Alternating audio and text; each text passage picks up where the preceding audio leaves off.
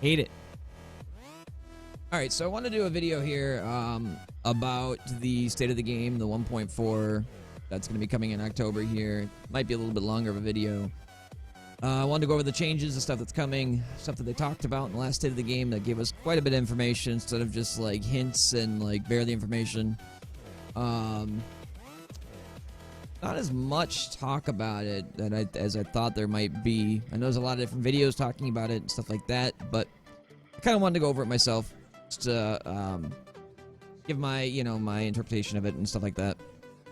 So they posted a state of the game thing on the website, of course. They've got the replay and stuff. They talked about a bunch of different things. Honestly, their state of the game page that they have here is pretty terribly put together. Like, honestly. I think that they could have rewritten this kind of like the Reddit thread did. I know they kind of redid the Reddit thread to have it a little bit more. And I know this one doesn't have very much on it either, really. Although, I mean, they do kind of highlight their focus for Update 1.4 is fixing bugs, which is including the ones listed in the known issues, making loot drops more relevant to player, enemy difficulty and time to kill, gear sets, weapon balancing, solo player experience, Dark Zone and PvP balancing, and quality of life additions based on community suggestions. That's all well and good, but they didn't really write it out. So you have to rewatch the entire VOD kind of thing to get your own interpretation, or go to the Reddit. Now, about their fixing bugs thing, this is their bug list right now. Honestly, it's pitiful. I know the last time they updated the known exploits was August 18th. That was a while back. I don't know if they have not updated maybe this thread. No, 8/18. So it's the same date as the known exploits thing. So they haven't really added anything new to this. I know a couple of the... That's a little loud.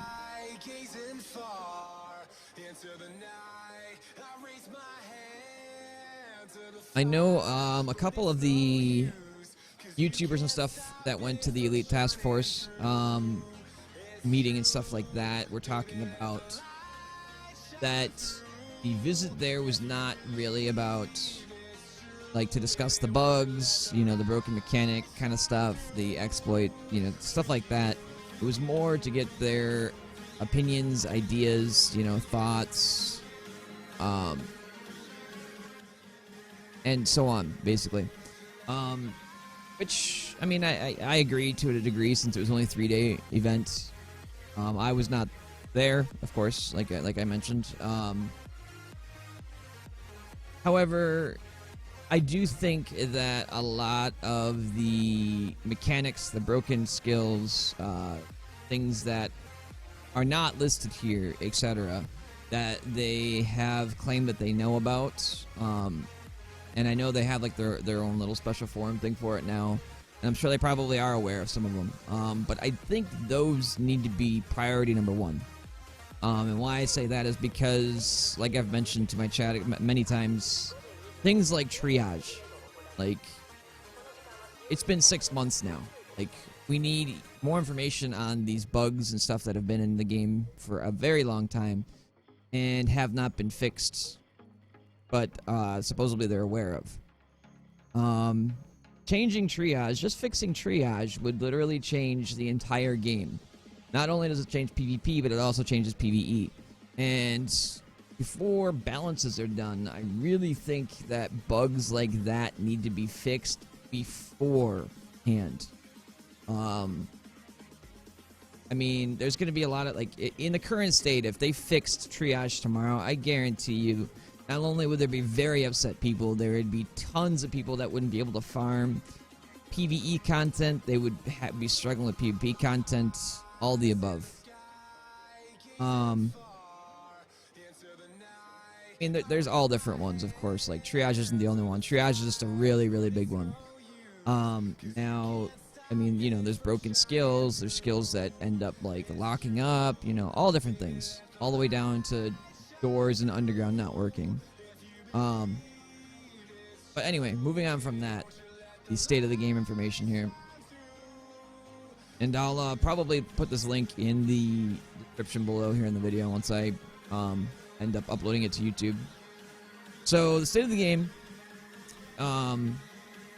apparently they implemented more tools to monitor the performance of issues some players were experiencing. There were 13 players that were sent to the Elite Task Force.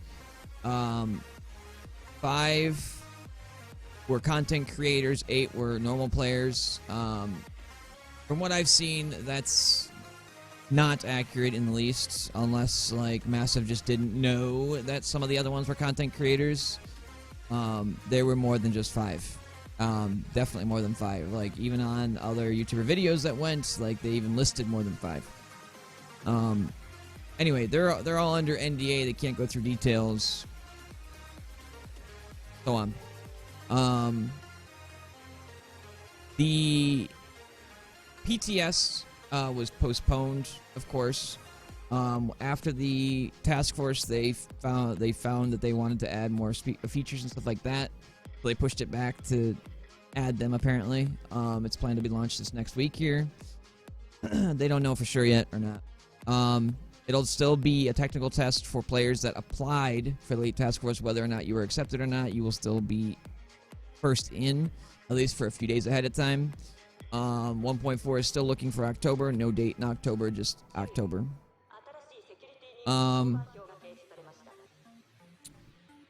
The time to kill, time to be killed thing that they went over. I'll show you some graphs here in a minute that they showed. They wanted to identify the core problems of the game to solve the time to kill and time to be killed before they moved ahead with more content. They collected an immense amount of data, put together graphs, and analyzed them. The enemies in-game were too bullet spongy and deal way too much damage. There's no build diversity.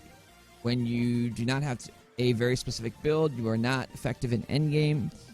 There's very limited amount of good builds, and it's not what an RPG game is supposed to be about. They want the game to be more rewarding, because it feels unrewarding right now. The game feels very difficult for most players, not only for solo but for unoptimized groups. Unless you are doing calculations like I've talked before, calculations looking into build diversity, etc. There's a huge difference between enemy scaling between 1 and 30. The time to kill is linear in 1 to 30 and increase exponentially as soon as you hit endgame. Level 12 is a baseline and reference for what experience they want to achieve. Now the graphs that they were showing were right here. So this is the time to kill. All right. Now, a level 12 with no mods is obviously the blue line right here. So it's a pretty, small increase, basically. As you're going through that leveling process, enemies die pretty quick. Now, with a level 30 with no mods, it's just a huge exponential increase. And that's what they're looking at fixing. What they want to do is they want to put the level 30 on the same curve as level 12. They want this to be the time to kill ratio, basically. Back down here. Where was I? While the time to kill for 1 to 30 with best random and min-max equipment is close and linear, there's a huge difference in endgame. Yada. Is this graph? Oh yeah, this is a very bad picture, but so level 12, let's see if I can zoom in a little bit. Level 12 with best gear for the level is the blue line. That's the one you saw on the last graph. Level 12 best gear that's optimized is, a little bit under that. Level 30 for best gear for the level is this orange line right here, which is still huge. Level 30, the best gear that's optimized. You can see, about half of that time right there. Now, like I said, they want to get it in this type of line instead of like way up here.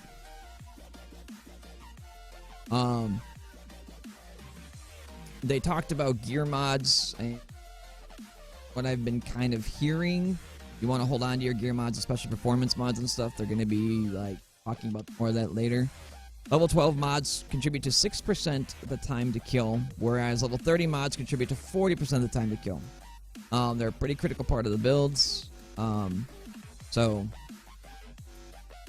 Skills contribute to 78% of damage. When you cap electronics, it's even more. The game is balanced for the best possible build. It's very difficult for the average player. Damage fluctuation in certain situations can be high as plus or minus 264% between players, even higher in the live game. Damage mitigation can be up to 7 times more powerful at level 30 compared to how effective it is at level 12. The NPCs after level 30 are just too powerful. The difference between the best equipped player and the average equipped player should not be that big. It has to be rewarding to optimize the gear, but it should not make such a huge difference. Weapon handling should be more like in 1 to 30 phase so that you don't have to compensate with enemy health pools. Gear mods are too powerful in endgame and have too big of an impact on the build. Skills are too powerful. Smart cover and pulse are the most used skills, so that gives me the impression that they will be changing that. Now, the changes that they're going to be looking at. Fixing enemy health and damage scaling post level 30 so that it's linear and not exponential, like I mentioned. The time to kill comparison that they showed. Right now, it takes 2.1 seconds for you to be killed by a standard Riker. That's a purple Riker at level 33. In 1.4, they're looking at making it 6 seconds. So, I mean, it's about 2 times the time. Now, that's only one enemy, and that's a purple Riker. So, you know, we'll see how that works with the PTS coming up. The time to kill comparison for an unoptimized build with an unmodded ACR is about 3.8 seconds to kill a Riker at level 33. It'll be about half that time, a little bit more than half that time in 1.4 to 2.1 seconds. I believe this might be the little clip that they showed. Oh, no, this is the graph. Okay. So in 1.3, you can see here your gear score versus whatever level NPCs. And you can see, like, how the big increase right here. Now, 1.4, they want to keep this line the same. So as you're gearing, your gear score is getting bigger and bigger and bigger. You know, they're staying the same. And the reason why there's no orange bars on these two is because they're getting, I'll talk about it here in a minute, they're getting rid of level 34 and 35 NPCs.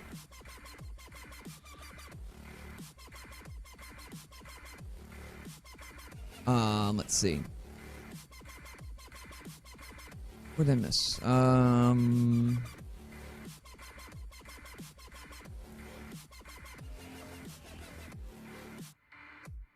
Oh, okay. The difficulty progression changes. All right. They're reworking the difficulty scaling in endgame. The even transition to endgame, so difficulty spikes, better loot and relevant rewards for missions, linear equipment progressions, support solo players so that they have a chance to progress. RPG shooter experience, faster kill rate, but RPGs still have an impact. Clearer path. Clearer path through endgame for fresh level 30 players so that you really know what to do and where you can get equipment to improve your character. They're implementing what's called as like world levels or tiers. Kind of how Diablo, if you've played Diablo, has. So what it's going to be here, we'll look at the picture before I go any further. You can see here the world brackets, right? Now you'll have different tiers, and the bracket will scale between different levels. Now it'll show your gear score, and as your gear score gets higher, you'll unlock, higher tiers. Now the gear that drops here can be in this level range. Now almost everything's going to drop 164s in this tier, although you'll rarely and can possibly get 182s. Which I'll get into more later as well. Now, if somebody is in a higher tier than you, is a higher gear score, they did specifically mention that you can invite them into your tier and farm for them or power level them. And they can do the reverse. Like, they can invite you into their tier. Back here. Alright, so you'll be able to select world level when they hit 30. You'll be able to select level NPCs and the loot to a specific level. Name roamers are back in the open world. Bullet King lives, and you can farm open world again. The world level can be changed at any time. There will not be level 34 or 35 NPCs. World levels will be unlocked as you improve your gear score, and when you reach gear score 163, you are overpowered for tier 1 and can move on and also survive in the tier 2 environment. Gives a very linear progression endgame in the equipment your current tier. So with that in mind, like, it'll change all of the NPCs, like everything, like your missions and all that. The world level will also affect the enemy levels of missions, HVTs, open world incursions, and underground. You will still have the difficulty settings for like incursions and stuff like that. Now there won't be Stick around. there won't be a heroic setting for missions and stuff. It'll be for just incursions. Tier 1 enemies, level 30 enemies, have a 163 loot that you can possibly get 182 with no challenge modes. Tier 2, level 31 enemies, 182 loot, and you can rarely get 204s. Challenge mode is unlocked. Tier 3 is level 32 enemies with a gear score 204 loot with a rare chance of 229, and I'll get into more of this 229 loot in a minute.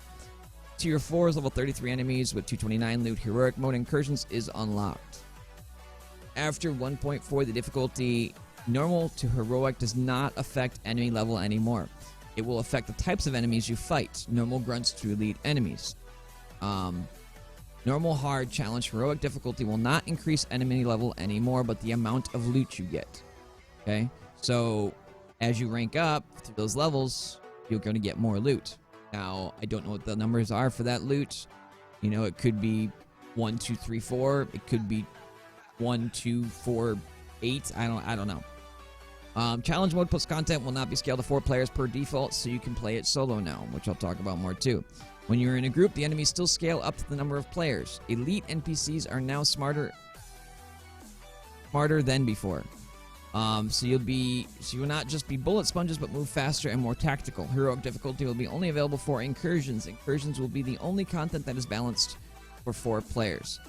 What they talked about during the state of the game is what they're doing is in underground right now, and you know other places, like it kind of differs for underground, but as you get more players in the group, the enemies either scale to more players, they either get more difficult, or they become more NPCs as a whole.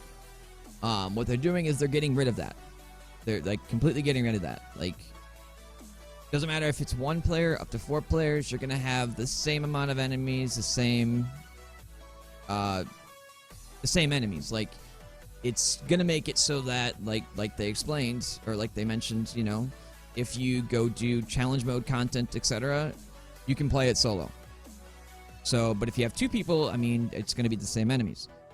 But depending on if you're putting it at normal, hard, challenge, heroic, or whatever, it's going to change the types of enemies. So normal grunts all the way up to elite enemies.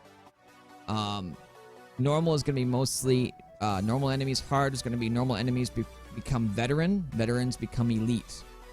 Challenging, all enemies are elite, and changes of fire teams and enemy archetypes. Archetypes? I'm not sure how to pronounce that specifically. Alright, so gear score. Max gear score will be 229. Gear sets that have the same gear score as the highest possible high-end gear. This means that all the 268 gear, that's all going to go down to 229. No, that does not mean that you're going to lose stats. No, that does not mean they're going to be re-rolled. No, that does not mean anything's going to change other than this, just the number. Just the number. They're not nerfing the gear sets, they're just changing the gear score. So 191s are going to become 163s. 214s are going to become 182s. 240s are going to be 204s. 268s are going to be 229s. All enemies are going to be able to drop the best loot of the specific tier. Trash mobs have a less chance to drop the best loot than a named enemy. This also brings about the information that anything can drop from whatever, basically. The way you get constant rewards and don't have to fight content for 10 minutes to get something relevant. Trash mobs and incursions are still not dropping loot. Okay, well, I guess trash mobs aren't in incursions. They are also removing gear drop waiting. The only activity that will drop guaranteed rewards as well as random ones is incursions. This will allow you to choose whatever activity you prefer and not force you to take part in content that you don't like. That's also good. That means that you can get whatever the hell you want from whatever the hell you want, other than the fact that incursions will drop weighted. And what they mean by weighted is like Falcon Lost, dropping majority of, like Sentry and TAC instead of, other sets. Monthly supply drops, still look at your current gear score. Oh yeah, the world level. You matchmake with people in your world level. So you're not going to be matchmaking with other tiers and stuff like that. You can also, that's what I mentioned, you can also play with players with higher world level and get loot drops from there, yada yada. The world level is tied to the group leaders, so when you join a tier 1 player, you will fight level 30 NPCs even when you are a tier 4 player.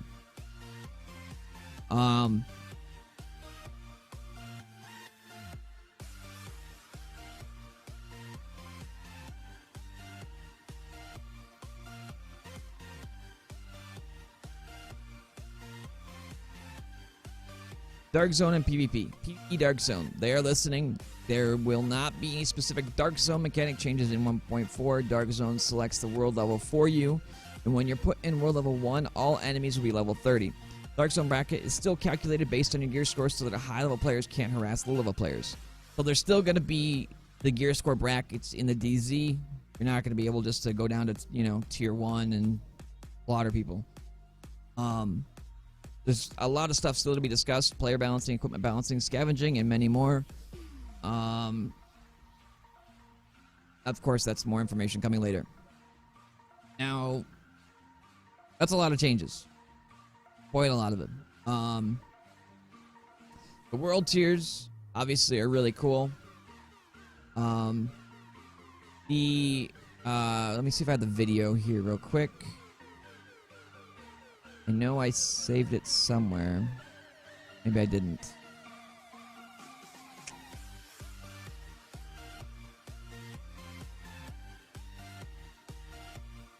There was a really good clip of them. Oh, right here. We actually had mentioned to Hamish that this would be something really cool to incorporate into the live game. And Hamish has actually requested it as well. Right there. Come on. There we go. So this is their testing environment right here. It's might be a little bit hard to see. I can just go to Twitch directly and do it.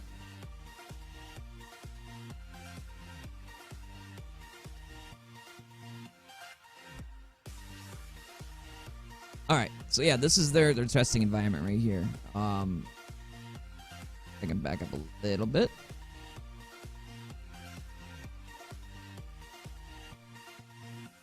So here, as you can see, they can, on the fly, change how much of a level modifier there is. They're showing the time to kill on the player right here.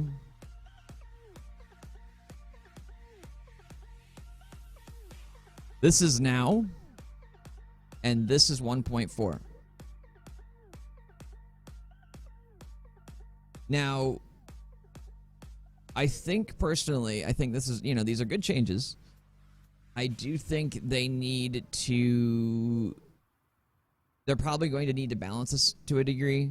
I know Drew specifically mentioned that, if you've went through and spent tons of hours in the game, you've optimized your build, you've gotten all this gear, you've spent all this time doing it, etc., that they want you to feel overpowered. Like, spent all this time, you got all this stuff, they want you to feel powerful. I do think that, don't get me wrong, it's good because it's going to make majority of the player base, which is casual players, casual players make up most of the player base of any game, really, able to do a lot of the content, no matter really what its difficulty is. However, I do think that they might have to tweak it a little bit here and there. Obviously, it's, that's what the PTS is for, because I do think there's going to be a lot of players that are going to be even halfway, decently geared, especially with, the loot dropping more, better loot, etc. I think that those players that have that gear level are going to be doing content way too easily, but we have yet to see how it's going to actually fully work. We'll see. You know what I mean? Um, it'll be really good though. It will be really good for a lot of solo players. Should be really happy with the changes. Joined your channel. We'll see how it affects the Dark Zone and stuff. As you've seen in other videos, I'm sure, you know, they're not really looking at changing how the Dark Zone is right now, or really any mechanics. Other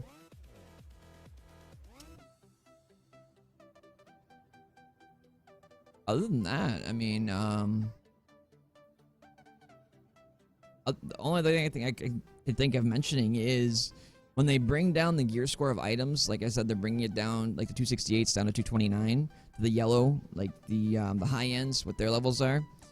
They did mention that they're going to be, like, to some degree, they didn't specifically say what, buffing those.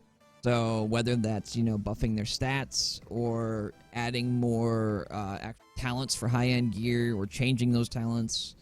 I would personally like to see a lot of the talents changed, simply because a lot of them are pretty terrible for level 30 characters. I mean, a lot of armor ones and stuff that are pointless and stuff like that. So, but anyway, other than that, hopefully, been with me for this long through the video. I pretty much went through everything I could possibly think of. I'll link the Reddit and their VOD of their state of the game. And if you have questions, comments, concerns, or anything of the above, feel free to leave a comment. Appreciate it.